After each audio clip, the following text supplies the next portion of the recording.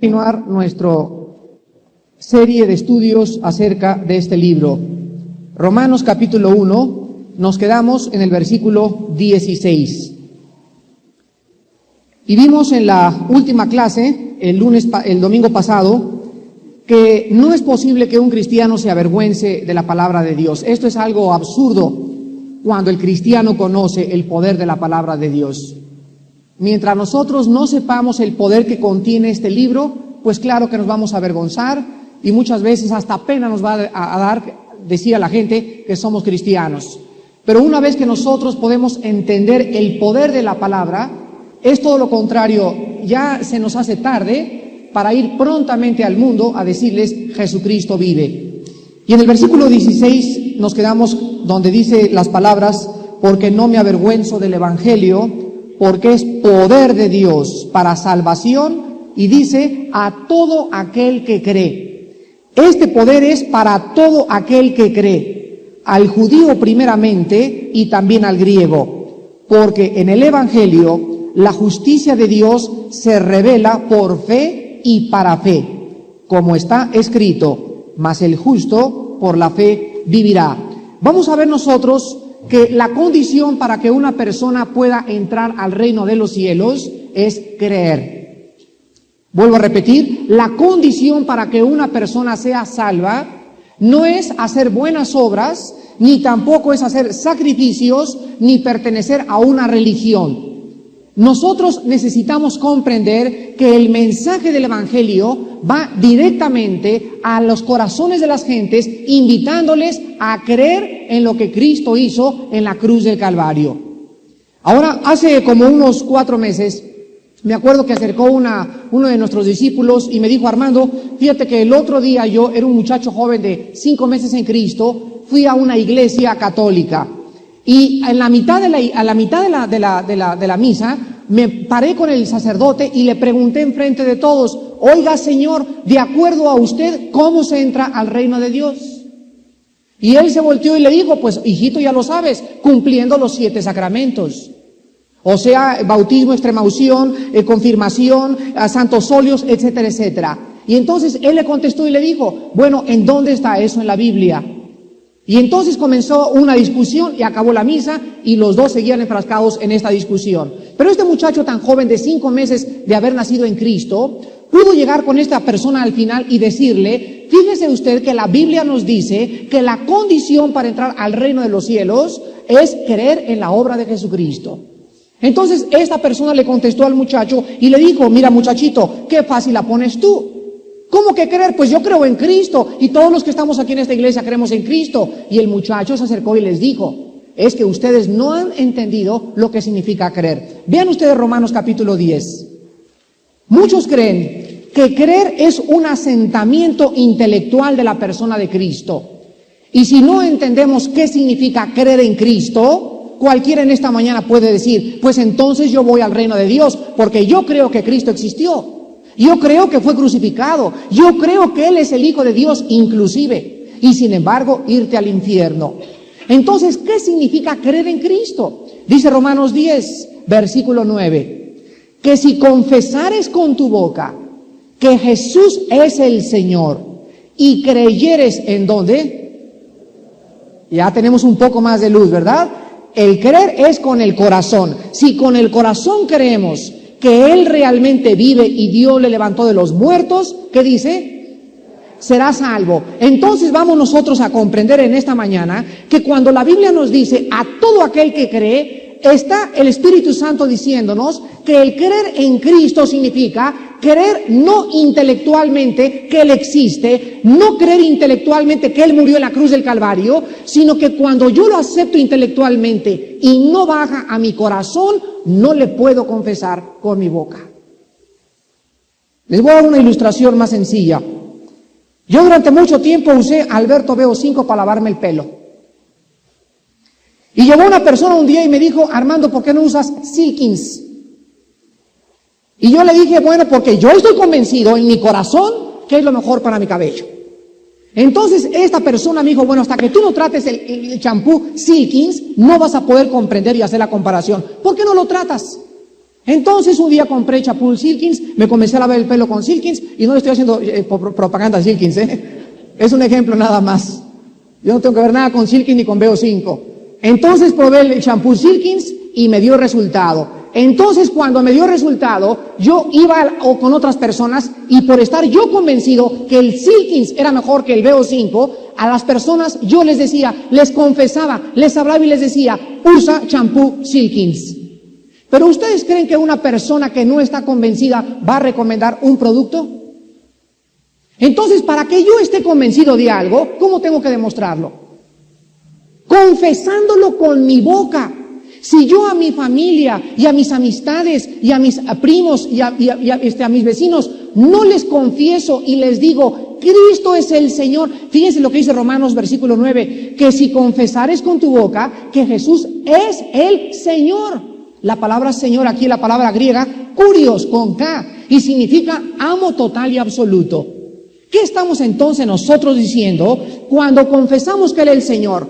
Nosotros ahora entendemos lo siguiente: creer en Cristo es decirle a la gente que no hay otro nombre bajo el cielo, ni hay ningún otro sistema de pensamiento, ni ninguna otra filosofía que nos pueda llevar a la verdad. Eso significa creer en Cristo.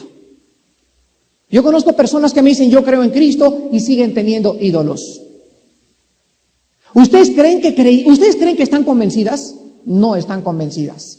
Porque si estuvieran convencidas en su corazón, aborrecerían todo aquello que los ató a la idolatría y comenzarían a adorar al Dios vivo y verdadero. Entonces la Biblia nos dice que todo aquel que crea, ¿qué cosa? Que Él es realmente el Señor. Muy bien, yo lo creo, muy bien. Ahora, si tú lo crees, pruébalo con tus acciones. Entonces aquí es donde entran las obras.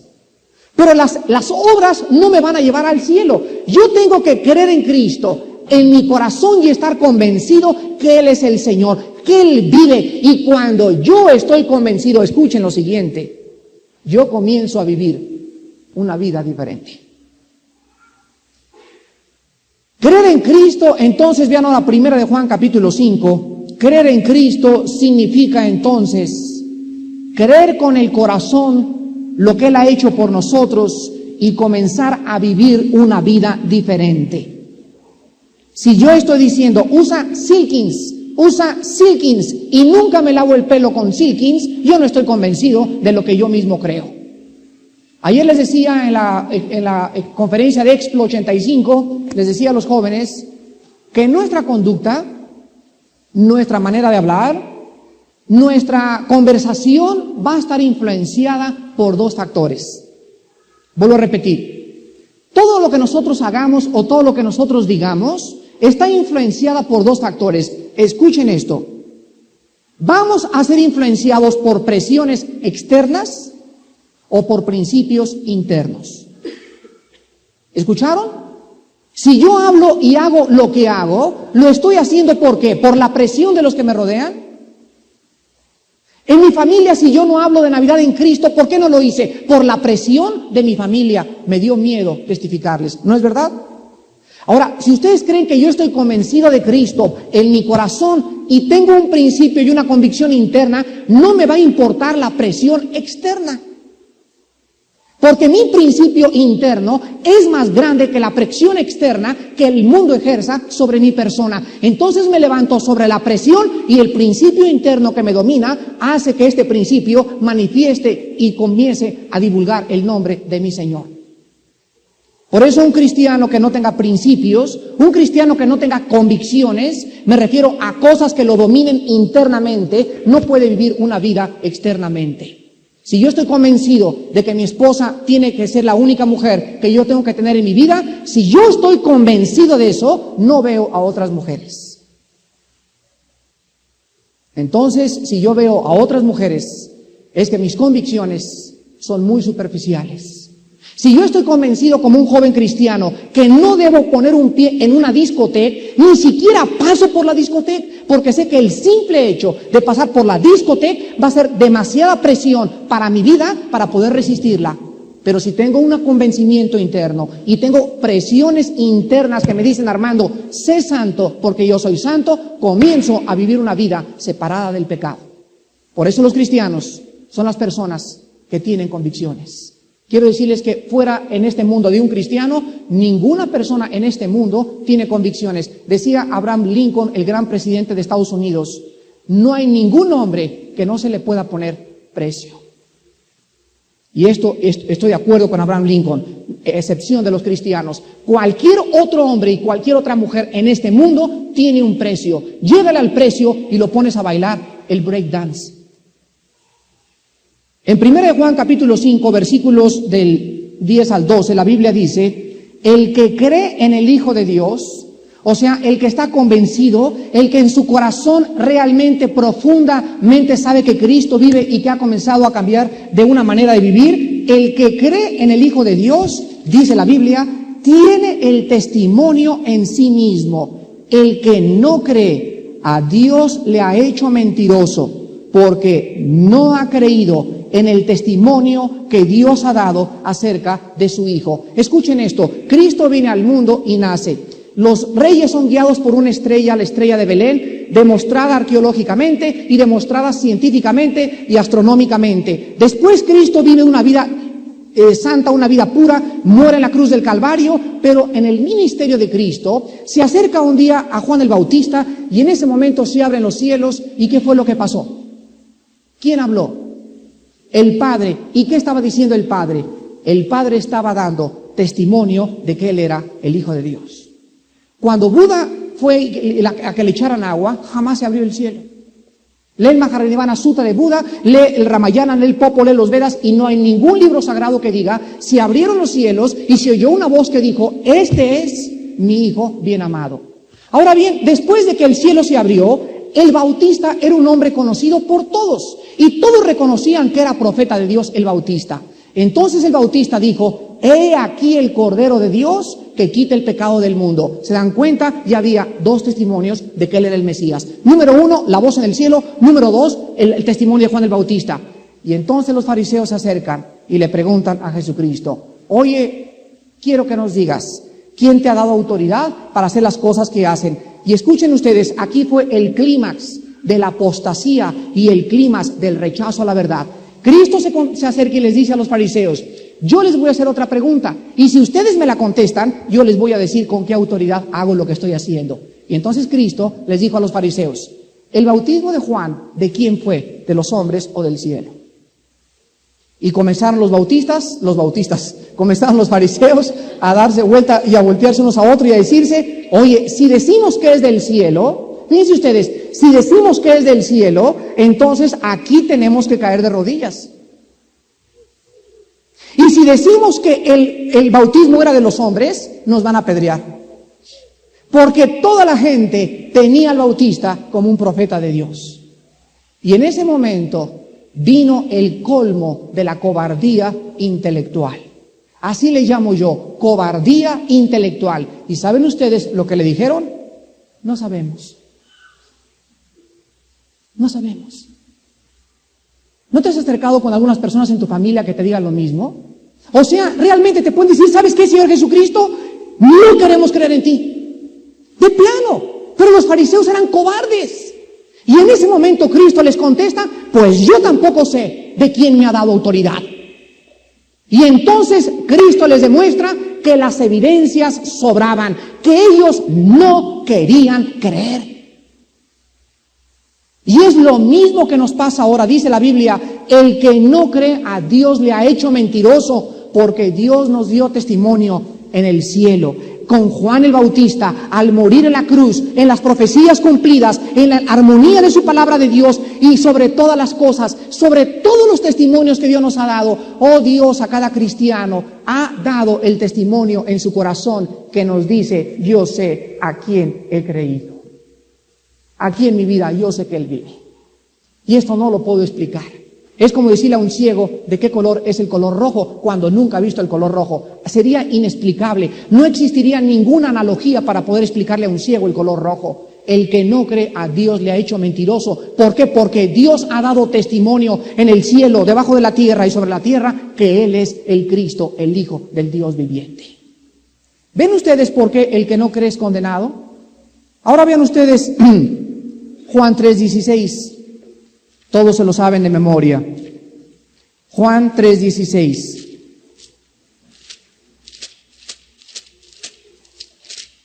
Y dice así: porque de tal manera amó Dios al mundo que ha dado a su Hijo unigénito, para que todo aquel que se porte bien, dice, para que todo aquel que se vaya de rodillas, para que todo aquel que pertenezca a una religión, no dice así la Biblia, dice así: para que todo aquel que en Él cree no se pierda, mas tenga la vida eterna.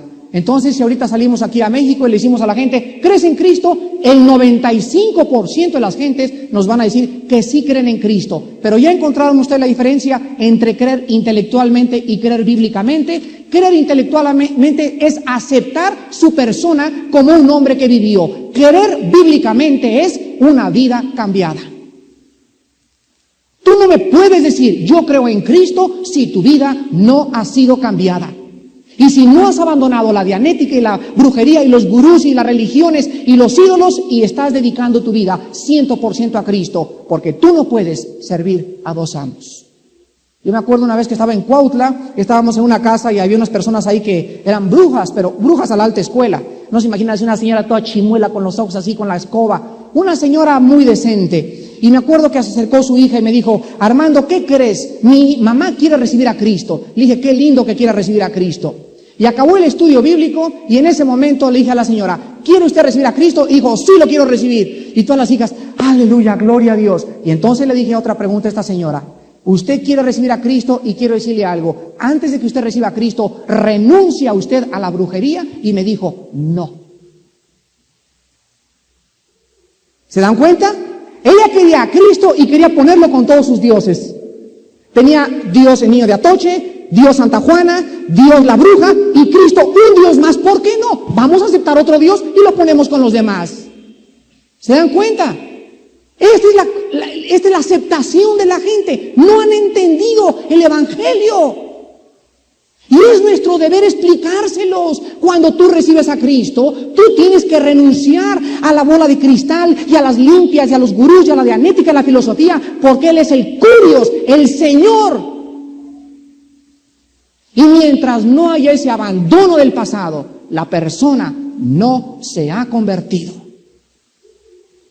A continuación, nuestro pasaje dice también, regresamos a Romanos capítulo 1, y dice la Biblia que no solamente es a todo aquel que cree, pero vean ustedes que también encontramos en el versículo 16 que dice, al judío primeramente y después al griego. Pregunta, ¿significa esto que los judíos son primeros en entrar al reino de Dios? Respuesta, no. Vean Romanos capítulo 9. Vamos a entender por qué dice que el judío primeramente y después al griego. En Romanos 9, versículos 2 y 3, dice la Biblia, es Pablo el que está hablando, tengo gran tristeza y continuo dolor en mi corazón, porque deseara yo ser mismo a ser anatema, separado de Cristo por amor a mis hermanos, se refería a los judíos, los que son mis parientes según la carne. Escuchen el versículo 4, que son israelitas, de los cuales son la adopción, la gloria, el pacto, la promulgación de la ley, el culto y las promesas. Los que estamos estudiando en el discipulado Romanos en los martes ya entienden lo que esto significa, porque vamos en este capítulo precisamente. Significa lo siguiente: cuando Dios creó el mundo, escogió una raza en medio de los italianos, franceses, sumerios, cimbros, etcétera, etcétera. Una raza. ¿Con qué propósito escogió a los judíos? Para que este pueblo, a través de toda la historia, diera testimonio de 4 cosas. Número 1, Dios escogió a los judíos para que ellos dieran testimonio de que solo hay un Dios. Si ustedes leen la historia, van a encontrar que todas las civilizaciones han sido monoteístas, y todas las razas, menos ¿quiénes? Los judíos. Entonces los judíos entran en la historia de la humanidad desde hace 6,000 años con una bandera. Jehová es el creador del universo, en el principio Él hizo el cielo y la tierra y los cielos, y Él es el único digno de nuestra alabanza. No hay ídolos fuera de Jehová. Número 2, Dios escogió a los judíos para que a través de ellos vinieran las escrituras que nosotros tenemos en esta mañana leyendo. Toda la Biblia, a excepción del Evangelio de Lucas, fue escrita por judíos. Lucas era un gentil, él no era judío. Número 3, para que a través de los judíos viniera el Mesías prometido. Porque a Abraham se le hizo la promesa, de tu simiente serán benditas todas las naciones. Y número 4, para que a través de los judíos y de Jerusalén, todos ustedes saben que Jerusalén ha sido escogida por Dios como la ciudad eterna. Dios tiene sus ojos en Jerusalén desde que Jerusalén fue fundada. La primera vez que aparece en la Biblia la palabra Jerusalén, aparece con Melquisedec. Cuando Abraham regresa de la guerra con el príncipe de Sodoma y el rey de Gomorra, se acerca a Melquisedec, sacerdote del Dios Altísimo, y Abraham le ofrece diezmos a Melquisedec. Al ofrecerle diezmos a Melquisedec, que no tenía genealogía ni se sabía de dónde venía, Abraham estaba representando al sacerdocio judío y entregándole los diezmos a un sacerdote que no sería de la descendencia de Aarón. Me voy a explicar. Cuando Dios instituyó el sacerdocio en el libro de Levíticos, Dios estableció lo siguiente: los sacerdotes de Israel tienen que venir de Aarón, de la familia de Aarón, número 1, y número 2, de la tribu de Leví. Escuchen qué cosa más hermosa. Cristo no era ni de Leví, ni tampoco de Aarón. Era según el orden de Melquisedec. O sea, el sacerdocio que vino Cristo a hacer en la cruz del Calvario, porque el sacerdote es el que acerca a la gente a Dios, era un sacerdocio diferente al arónico. Por eso Cristo, si hubieran sabido los fariseos que Él ni siquiera era de la familia de Aarón, ni de la tribu de Leví, ni siquiera llega a la cruz del Calvario. Se lo echan antes. Pero Cristo, ¿saben ustedes lo que dice Hebreos capítulo 8 y capítulo 9? Que Cristo no podía ofrecer sacrificios mientras Él estaba vivo. Porque no tenía los atributos de la familia de Aarón, ni tampoco de Leví. Él no podía ser sacerdote mientras viviera. Fue el único sacerdote que cumplió 3 cosas. Escuchen esto. El único sacrificio que ofreció Cristo en la vida fue en la muerte. Número 1. Número 2. Él fue el único sacerdote que moría desnudo. Porque todos los sacerdotes, al entrar al lugar al Santísimo, tenían que entrar vestidos y no podía asomárseles nada de la carne. Porque cuando estás delante de Dios, la carne no puede existir. Dice Romanos 8, y los que viven según la carne no pueden agradar a Dios. Cristo era el único sacerdote que moría desnudo en la cruz del Calvario. ¿Saben por qué? Porque Él no tenía necesidad de ofrecer sacrificios por sus pecados. Él era santo y sin mancha delante del Padre. Y número 3, Cristo no solamente no ofreció sacrificio durante la vida y fue el único que murió en la cruz del Calvario, sino que Cristo también, cuando moría, ofrecía el único sacrificio una vez y para siempre, sin necesidad de bajarse la cruz y seguir ofreciendo sacrificios como los sacerdotes del orden arónico. Todos los sacerdotes de Aarón tenían que ofrecer sacrificios y ofrecer sacrificios y ofrecer sacrificios, y morían, y otra vez los hijos y los nietos seguían ofreciendo sacrificios que nunca quitaban el pecado, solamente lo cubrían. Pero Él, habiendo ofrecido una vez y para siempre un solo sacrificio, nos hizo perfectos para siempre en el pacto de su sangre eterna. Cuando nosotros estudiamos el libro de los Hebreos y lo comparamos con Levíticos y lo comparamos con Génesis y lo comparamos con Éxodo, levantamos la Biblia. Yo he caído en las noches a las 2, 3 de la madrugada y al entender y al entrar la luz a mi vida, levantar este libro y decirle: Señor, realmente solo tú pudiste hacer esto que estamos leyendo cada domingo en esta iglesia. Es una armonía, es una cosa tan maravillosamente entretejida, Éxodo con Levítico, con Mateo, con los Hechos, con Apocalipsis, que solamente Dios pudo haber logrado esta unidad tan maravillosa en este libro. Por eso los que conocen a Dios se esforzarán y actuarán. El otro día dice mi hijo que llegó una muchacha y le dijo: oye, pues fíjate que yo quisiera orar por un esposo americano. ¿Tú crees que Dios me manda un esposo americano? ¿Qué es lo que manifiesta esta muchacha? Manifiesta que él no tiene una comunión con Dios, no conoce a Dios. Por eso el pueblo de Dios está como está, porque no tienen tiempo de venir a estudiar la palabra de Dios. Sistemáticamente, analíticamente, versículo tras versículo, acomodando lo espiritual sobre lo espiritual, para poder sacar el petróleo escondido que va a bendecir y va a salpicar nuestra casa, mis hijos y mis propiedades, porque todo lo cubre lo que está dentro de este libro, la sangre preciosa del sacerdote, según el orden de Melquisedec. Veíamos entonces que nosotros no podemos comprender a los judíos si no entendemos el plan de Dios en el Antiguo Testamento. Ahora dice en Romanos 9:4, entonces ellos eran la adopción. ¿Saben ustedes que a ellos también se les llamó hijos de Dios? Dios los adoptó a los judíos. Lo pueden leer ustedes en Éxodo y en Levítico y en el libro de los Números. Dice la Biblia, son la gloria, el Shekinah de Dios. ¿Bajó a dónde? Al tabernáculo. Moisés, mira Moisés, aquí está el mapa. ¿Me vas a hacer esta construcción como un arquitecto? Dios es el mejor ingeniero. Y le dijo a Moisés, Moisés, haz este tabernáculo y quiero que me pongas este cuarto, estas cosas, etcétera, etcétera. Pero Moisés, escuchen esto, no vayas a poner sillas. El tabernáculo no tenía ningún sillón. ¿Saben ustedes por qué? Porque los sacerdotes del orden arónico no podían descansar. Pero Cristo, una vez que ofreció el sacrificio, ¿qué está haciendo en el cielo? Sentado. Cuando ustedes leen Hebreos 8, comienza Hebreos 8 diciendo, pero Cristo una vez ofreció el sacrificio, está sentado. Si los judíos leyeran eso, lo tacharían de blasfemo, porque los sacerdotes no se podían sentar. Y Cristo, al haber hecho el sacrificio por nosotros, ya no tenía que seguir haciendo sacrificios. Ya no teníamos que ir al obispo, ni al papa, ni al padre. Ahora Él abría el camino y entrábamos a la presencia del Padre por su sangre en la cruz del Calvario. Él quitaba todas las cosas que existían de ritos y ceremonias y guardar el sábado y no comas carne el viernes primero y tontas tonterías que eran sombra de aquello que había de venir. Él viene y Él cumple la ley de Moisés. Él viene y cumple los mandamientos de Dios. Y ahora Él entra a nuestra vida y Él es nuestra justicia, nuestra redención y nuestra sabiduría. Y delante del Padre somos aceptados por lo que Él hizo en la cruz del Calvario.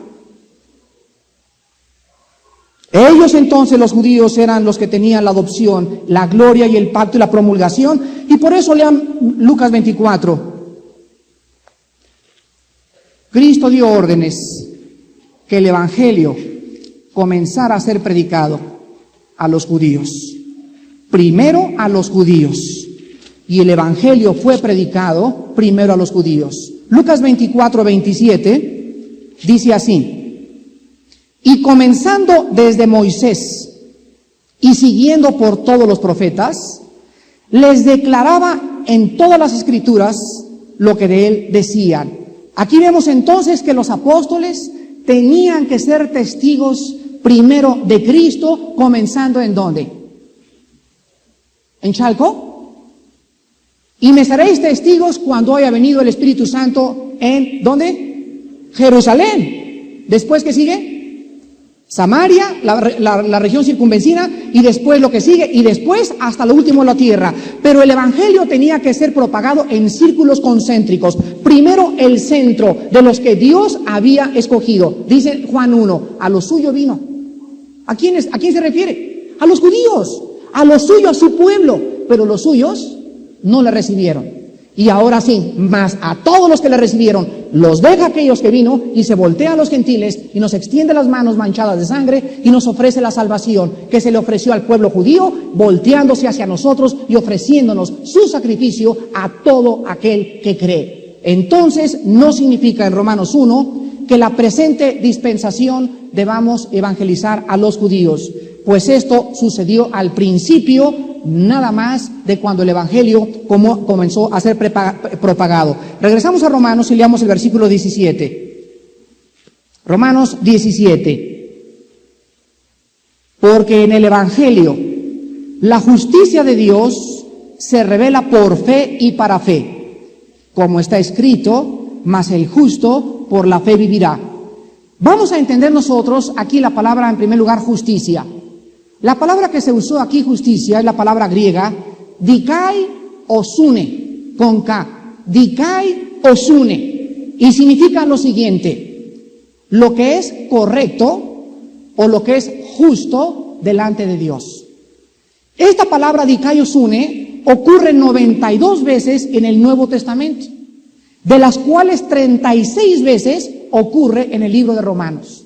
Entonces vemos que el libro de Romanos está saturado con dos palabras: pecado y justicia, dikaiosune. Y aquí vamos a encontrar nosotros lo siguiente. Miren ustedes, antes de que yo fuera cristiano, yo volteaba en los hospitales. Me acuerdo cuando perdimos a nuestro hijo hace 7 años, y se murió nuestro hijo ahí en Acapulco, y entré a la sala de maternidad cuando me dijeron, su hijo se está muriendo y ya se lo llevó el Señor.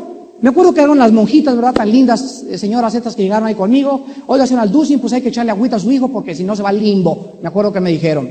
Me acuerdo que va yo mi Biblia y les dije, a ver, vengan para acá, no les dije hermanitas, ¿verdad? Vengan acá, amiguitas, les dije. Y aquí está la Biblia y pues ¿dónde está el limbo, verdad? ¿Dónde están esas cosas? Y 2 de ellas estaban muy abiertas, las otras 3 estaban así como que refunfuñando y no querían escuchar la palabra de Dios.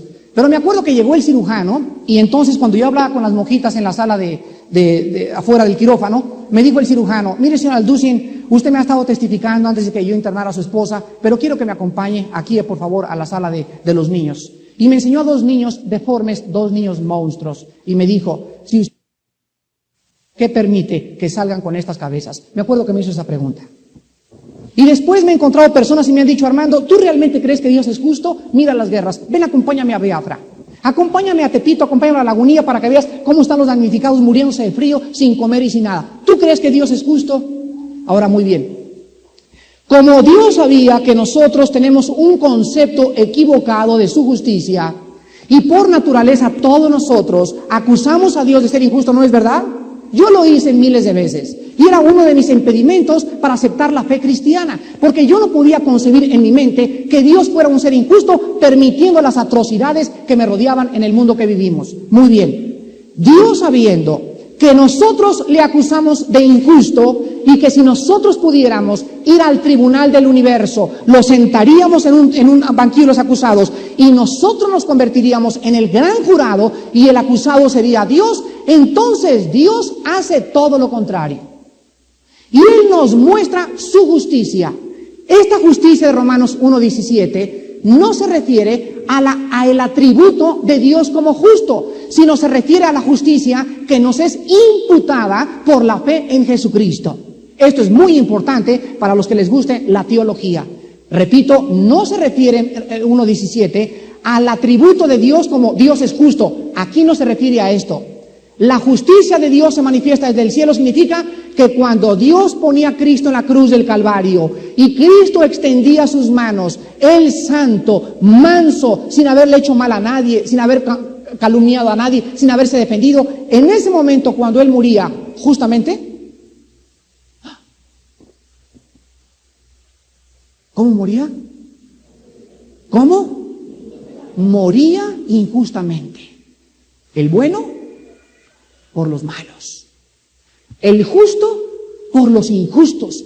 Y en ese momento Dios abría sus brazos y nos decía, tampoco es justo lo que ustedes me están haciendo.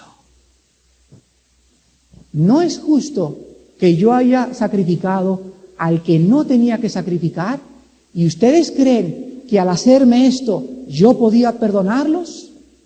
¿Por qué clavaron a mi Hijo Jesucristo? O sea, vean, Dios se para en el banquillo de los acusados y nos sienta a nosotros en el lugar que nos corresponde. Nosotros somos los acusados porque no hemos entendido la justicia de Dios.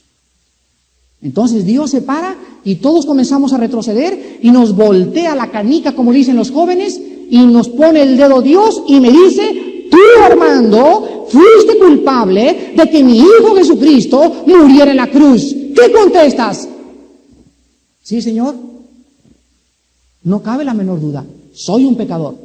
Entonces, Armando, ¿cómo puedo arreglarte cuentas si yo soy justo? Señor, pues si tú eres justo, pues tienes que cumplir lo que tu palabra dice. La paga del pecado es la muerte.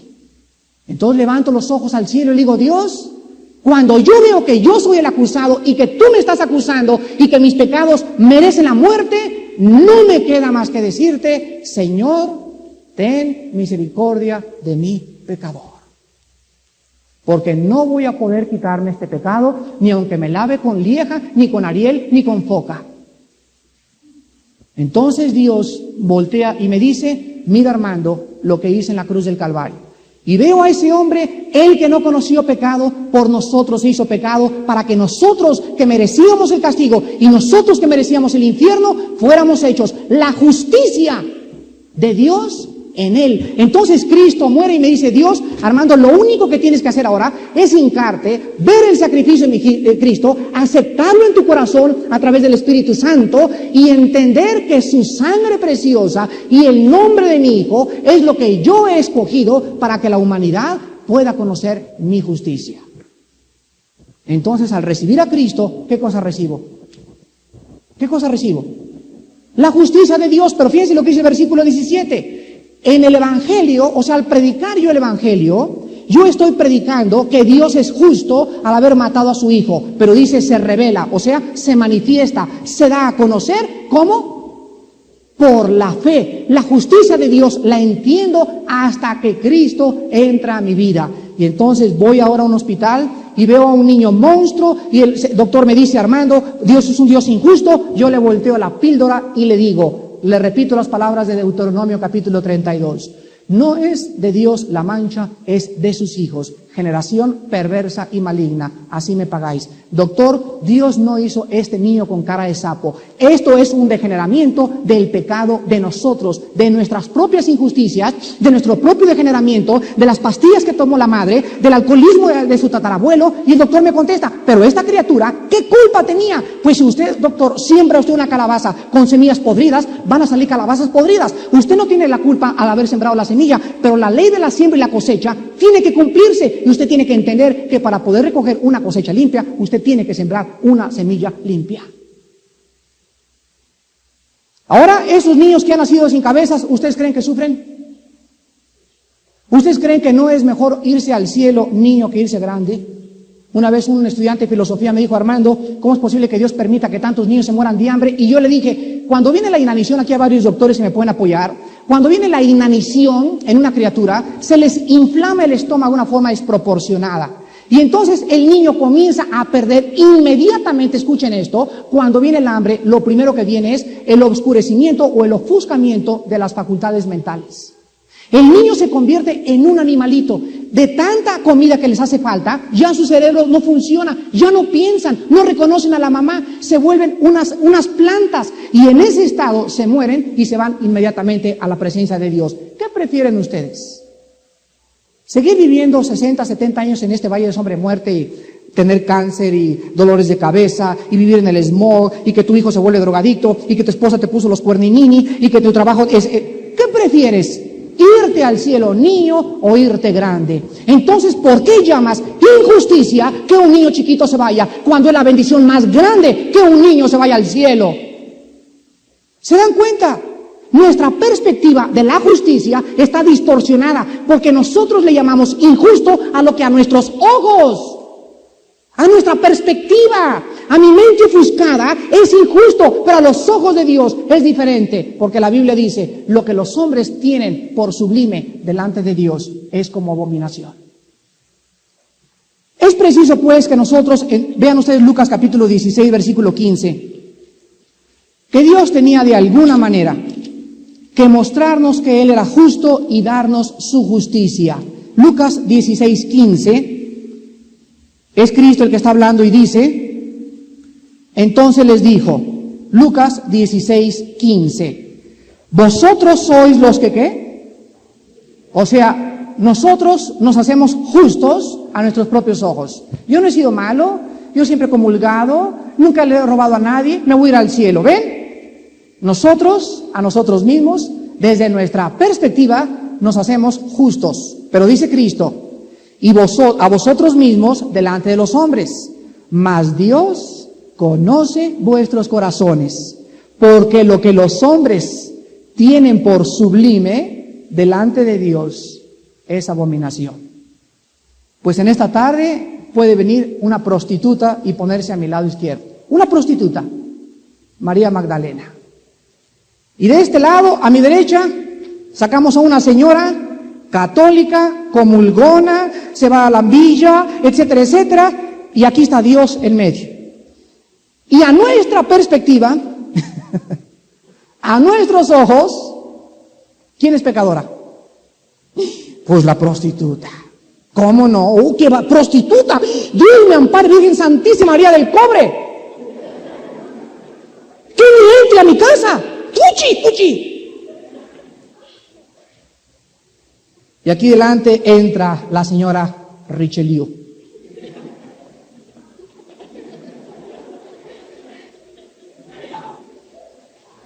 Comulgar, buena ama, le cose a sus hijos los vestidos, nunca le ha sido infiel al marido, etcétera, etcétera. Y en ese momento, Dios que está en medio nos dice a nosotros, el gran jurado: ¿quién creen ustedes que es justo ante mis ojos?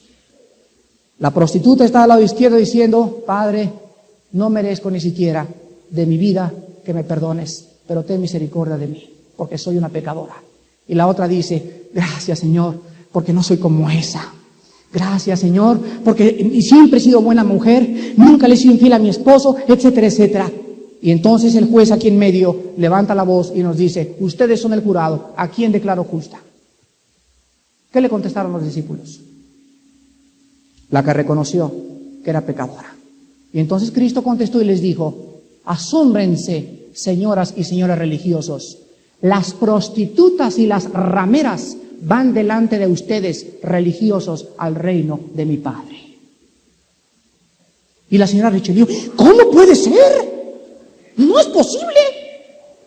Sí, señora religiosa, que usted me escuche en esta mañana. Sí, señor religioso, aunque usted sea católico y baile break dance y se vaya a nadar al Canal de la Mancha y regrese a la villa y de vuelta y tenga la foto del Papa en su casa, si usted no reconoce en esta mañana que necesita la sangre y la persona de Cristo en su corazón, aunque usted haya sido la persona más santa a sus ojos,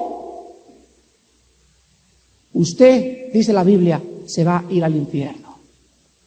Vemos entonces que Dios aquí nos muestra claramente que su justicia se revela por medio de la fe. Al tener fe, entonces, Dios me declara justo. A la pecadora le dice Dios en ese día del juicio, o aquí en la tierra: María Magdalena, ven y abrázame. Y los demás: ¿cómo? ¿Dejándose abrazar por una mujer ramera? Sí, Magdalena, abrázame. Porque ahora quiero decirte que delante de mis ojos eres como la mujer más santa de todas las que han existido. No porque lo merezcas, no porque seas buena, sino simplemente porque has creído en mi nombre santo. Y en ese momento Dios ahora me dice: Armando, ya no tienes que tener vergüenza para acercarte a mí. Antes, para acercarse a Dios había que tocar una puerta. Padrecito, muy bien, mijito, vete por allá y rézate 15 Ave Marías y regresas y vuelta y vuelta y vuelta. Y ahora Dios dice: quítense todos, vámonos de aquí todos, vámonos, sape.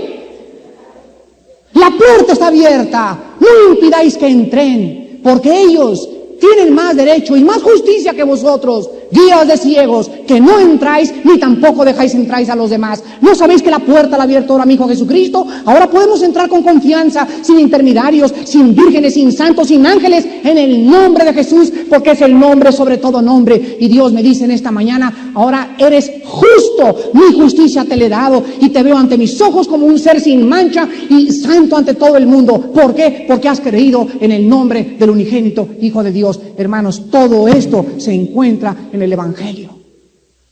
Y nuestro mensaje es proclamar estas buenas noticias. No son buenas noticias para todo aquel que cree, para que podamos entender que en el Evangelio ahora, por la fe, recibo el Evangelio. Y después dice Pablo: y para fe, o sea, me convertí por fe y sigo viviendo para vivir por la fe.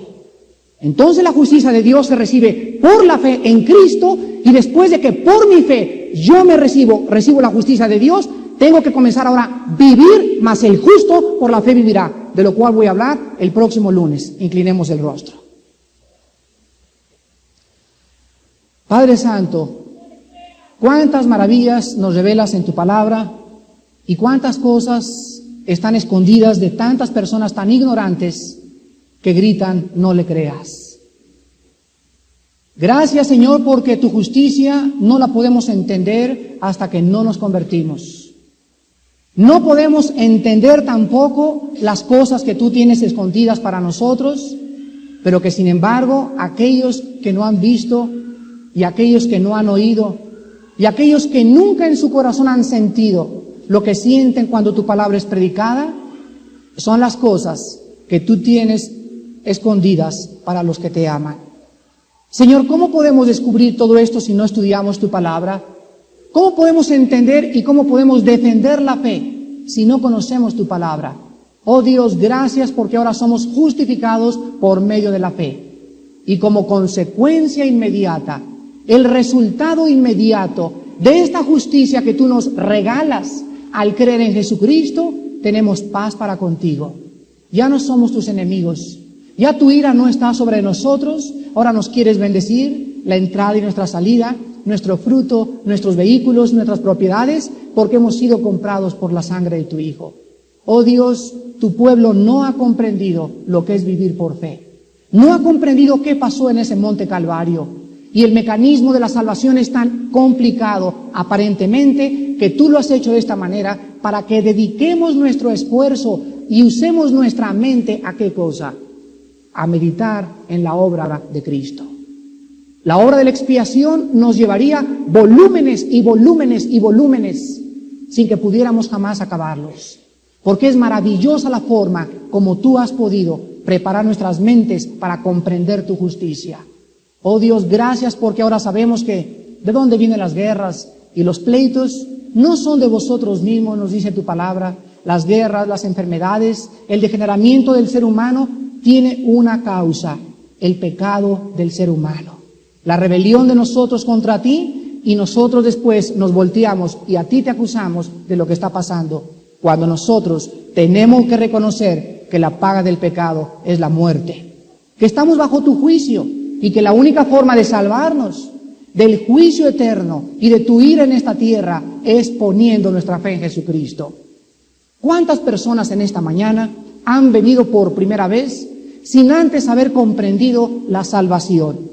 Lo que significaba creer en Cristo. Siempre has creído, me puedes contestar, pero interiormente tu vida no había sido cambiada. En esta mañana la Biblia dice que Dios quiere perdonarte. Y tú no tienes que trabajar para esta salvación, porque se obtiene por medio de la fe. Si fuera por medio de las obras, los cojos y los mancos se quedarían fuera del reino de Dios porque no pueden moverse para hacer buenas obras. Si fuera por la vista, los ciegos tampoco podrían entrar porque no podían ver. Pero Dios nos ofrece algo que cualquiera puede hacer. Ciegos, lisiados y cualquier persona en esta mañana, creer en el nombre del Hijo de Dios. Y cuando tú crees en tu corazón y le aceptas verdaderamente, tu vida comienza a ser transformada. ¿Quieres en esta mañana venir a Cristo? Necesitas en primer lugar reconocer tu pecado. No te justifiques diciendo, tengo una religión. No te justifiques diciendo, siempre he sido bueno, siempre he sido buena.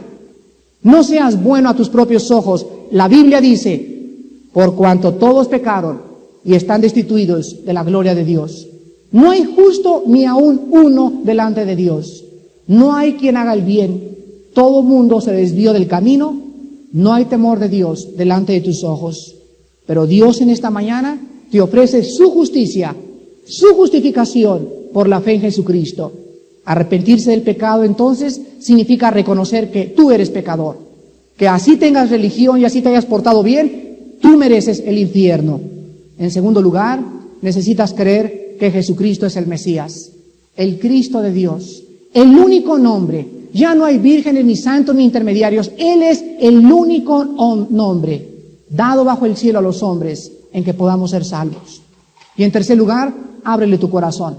Así como un niño chiquito en esta mañana, dile, Señor, aún hay cosas que no entiendo, pero entiendo que soy pecador y que si yo me muero en este día, yo estaré eternamente separado de tu presencia.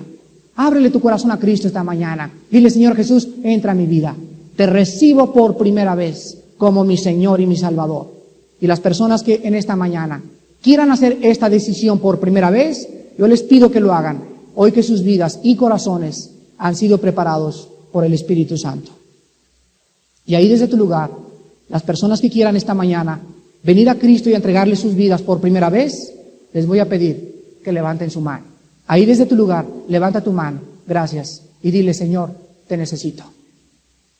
Señor, tengo religión, siempre he creído en ti, pero mi vida no ha cambiado. No hay una transformación en mi corazón. Y yo necesito entender que tú viniste a mi vida para cambiarme. Y si tú sigues siendo el mismo y sigues siendo la misma, no eres salvo. Porque Cristo vino a transformar tu vida, a cambiar tu sistema de pensamientos, tu sistema de emociones, de sentimientos, tus metas, tus objetivos. Y si estos no han sido radicalmente cambiados, tú no te has convertido. Esta mañana reflexiona sobre estas palabras y pídele a Cristo, asegúrate que tú le tienes en tu alma. No.